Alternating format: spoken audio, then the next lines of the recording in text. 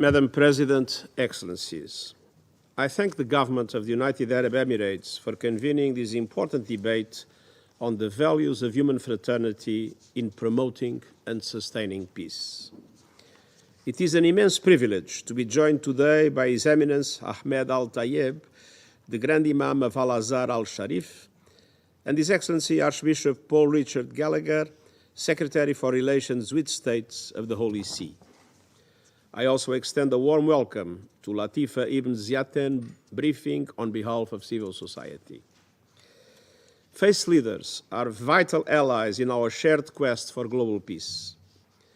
My esteemed predecessor, Dag Hammarskjöld, once observed that, and I quote, "The United Nations stands outside, necessarily outside all confessions, but it is nevertheless an instrument of faith. As such, it is inspired by what unites and not by what divides the great religions of the world." End of quote. Every great faith summons the imperatives of human fraternity, mutual respect, and understanding. These universal values animate the United Nations Charter and are at the core of our work for peace, justice, and human rights. Madam President, preserving peace and preventing war is the raison d'être of this Council. Threats to peace come in many forms, from competition for power and resources, to human rights violations and weak governments, to extreme poverty, inequalities, and marginalization that breed hopelessness and despair. But an all too common denominator to the onset of and escalation of conflict is hatred of the other. Hate fuels humanity's worst impulses. It is a catalyst for polarization and radicalization and a conduit for atrocity crimes. It is also a result of these crimes, contributing to horrific cycles of violence that can churn for decades. It greases the wheels of violence, frays the social fabric, and corrodes the pillars of stability. It is, in short, often the bloody heart of conflict. And that heart is pumping venom and division throughout the bloodstream of the global body politic. Around the world, we are witnessing a groundswell of xenophobia, racism and intolerance, violent misogyny, anti-Muslim hatred, virulent anti-Semitism, and attacks on minority Christian communities. Neo-Nazi, white supremacist movements today represent the top internal security threat in several countries and the fastest growing. Demonization of the other, disdain for diversity, disregard for human rights. These evils are not new to our time. What is new is their speed and their reach. Social media has equipped hate mongers with a global bullhorn for bile. Today, no conspiracy is too outrageous to find a vast audience, no falsehood too absurd to feed an online frenzy. Unverified assertions or outright lies can gain instant credibility placed on an equal footing with facts and science. They are often embraced and even promoted by political leaders. Hate-fueled ideas and language are moving from the margins of to the mainstream, coarsening the public discourse and triggering real-life violence. The effects are everywhere and they are deadly. The perpetrators of the heinous attacks on a mosque in Christchurch, a synagogue in Pittsburgh, and a church in Charleston all were radicalized online. Madam President, the United Nations itself is not immune to this threat. Last year, a survey of UN peacekeepers found that 75% see mis and disinformation as a direct threat to their safety and security. From our resident coordinators to our envoys, mediators, and peacekeepers, all have raised the alarm.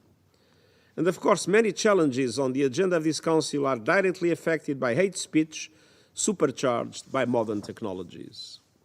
From Bosnia and Herzegovina to Libya and beyond, hate speech is exacerbating tensions between communities and eroding trust in institutions. In the Democratic Republic of the Congo and the Central African Republic, hate speech has been used to vilify minorities, and disinformation campaigns have smeared and threatened UN peacekeepers and humanitarian workers with lies. In Myanmar, social media has been exploited to demean and demonize the Rohingya minority, inciting attacks and violence.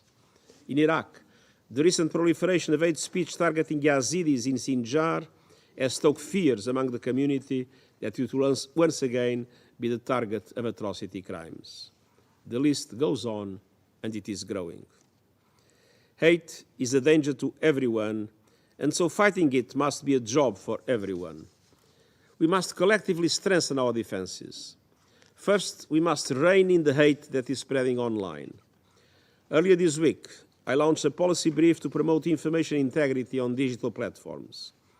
It proposes a code of conduct to help member states, digital platforms, and other stakeholders make the digital space more inclusive and safer for all, while defending the right to freedom of opinion and expression and the right to access information.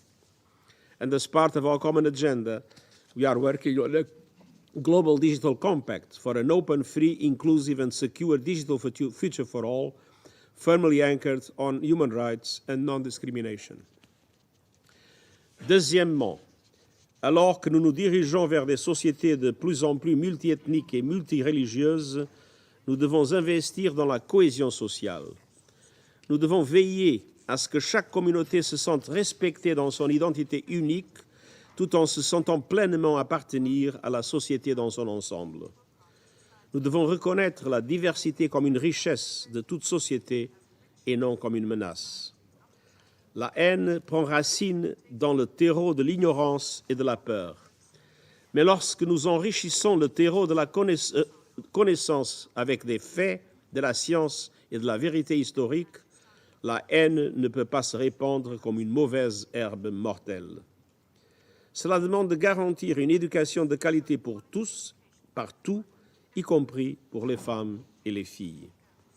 Cela demande de soutenir des systèmes éducatifs qui inculquent le respect de la science et qui célèbrent l'humanité dans toute sa diversité. Et cela demande une hausse des financements pour l'éducation, la consolidation de la paix et la solidarité mondiale. Finally and fundamentally, we must strengthen the values of compassion, respect, and human fraternity and secure free and safe civic spaces. They are our best antidote to the poison of discord and division. This demands action by all of us across international organizations, government, civil society, and the private sector. And it requires intervention by faith leaders everywhere. The fact is, we see examples of intolerance in all societies among all faiths today. It is the duty of religious leaders to prevent instrumentalization of hatred amidst their followers. The Declaration Human Fraternity for World Peace and Living Together, co-authored by His Holiness Pope Francis and His Eminence, the Grand Imam of Al-Azhar, Ahmed Al-Tayeb, is a model for compassion and human solidarity. It urges religious and political leaders to bring an end to wars, conflicts, and environmental degradation. It calls on people of faith to recognize and respect one another, join hands, and work together for the good of humanity. Madam President, Excellencies, at this time of strife, let us all take inspiration from this declaration and renew our commitment to stand together as one human family. Together, let us forge an alliance of peace, rooted in the values of human fraternity, rich in diversity, equal in dignity and rights, united in solidarity. Thank you.